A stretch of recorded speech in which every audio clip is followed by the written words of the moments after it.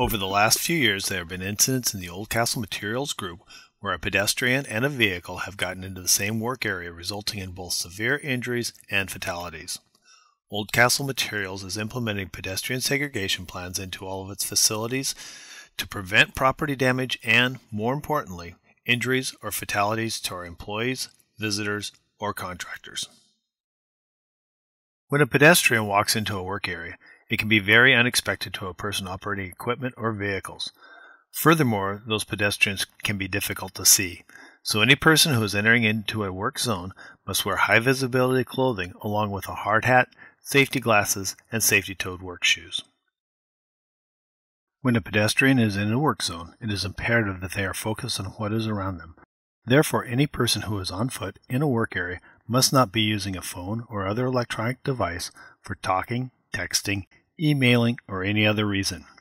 If you need to use a phone or electronic device, you need to either be in a parked vehicle or standing stationary in a safe area and not walking around. A safe area would be near a building or other area where there is no traffic. At no time can you be walking in the work area while talking or texting. In all situations, we need to try to avoid backing. When we set up our traffic flow for both facilities and job sites, we must arrange it so backing is minimal. If we need to back, we must follow the goal process. Get out and look. Make sure there is not a person or an object behind you. All vehicles and equipment shall have working backup alarms. We can also look at other devices such as cameras to see what is behind us.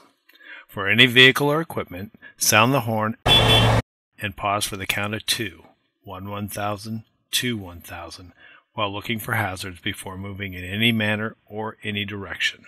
The inside of the vehicles and equipment should be free of devices, garbage, or other items that can reduce the visibility of the operator. The mirrors need to be clean and properly adjusted. The windshield should also be clean and free of cracks. If you are in an area where there are pedestrians, or if you're backing up to a paver, milling machine, or material transfer device, you must have a spotter. The spotter shall be positioned in a way that can watch the back of your vehicle to prevent anyone from walking behind the vehicle or the vehicle from hitting anything. At no time is anyone allowed within 50 feet behind a backing vehicle, and no one shall ever walk between the backing truck and the equipment it is backing up to. When we are doing night work, the spotters need to wear high visibility pants along with their Class II vests. The spotter should also use lighted wands to signal the driver. Each facility must perform a risk assessment of their traffic patterns and how they relate to pedestrian segregation. The traffic patterns need to be set up where the amount of traffic and the distance it travels in the work area is minimized. We also need to evaluate how we best can eliminate the need for backing. Specific parking areas need to be designated in a safe location. Signage must be posted to designate vehicle, equipment, and pedestrian travel patterns throughout the facility. These signs can display arrows, speed limits, warnings and cautions, and/or maps to educate people of where each of them may travel. Other items that may be used to control traffic patterns are cones, candlesticks, barriers, and bollards. Along with this, we need to assess the pedestrian traffic and where they need to be traveling. We need to evaluate blind corners, areas where pedestrians walk near vehicle and equipment travel, where pedestrians exit buildings and into traffic areas, or any other place a person could be near vehicles or equipment. In areas where there are both pedestrian and vehicle traffic, we must put into place measures to prevent an accident. This can include speed bumps used to slow traffic, barricades, and fencing placed to prevent pedestrians from accidentally walking in front of a vehicle, traffic routed to flow in one direction, painting to designate the actual travel areas for the pedestrians, signs posted warning vehicles they are entering a pedestrian area, mirrors to help see around blind corners, good lighting and illumination for pedestrian areas.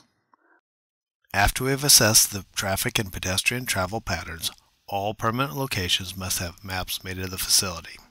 These maps need to show pedestrian and equipment driving patterns, pedestrian areas and travel routes, any areas where pedestrians are not allowed, parking areas, entrances and exits to the facility, and speed limits. These maps must be printed and handed to anyone entering the facility, including customers, contractors, visitors, and new employees. In the event a pedestrian needs to talk to the person operating a vehicle or equipment, they must not get any closer than 10 feet until they have made eye contact with the operator and the operator has stopped the equipment. At that point, the pedestrian may approach the equipment. After the conversation, the operator shall wait until the pedestrian is at least 10 feet away, then sound the horn and pause for the count of 2 while looking for hazards before moving the vehicle or equipment in any manner or in any direction. Every person that enters our facilities and job sites must understand these rules. Drivers, operators, and employees must be trained on our pedestrian segregation policies. Customers, contractors, and visitors also need to understand these same policies and must be trained before they enter our facilities. The last thing Oldcastle Material wants is an injury to any person, employees, or otherwise.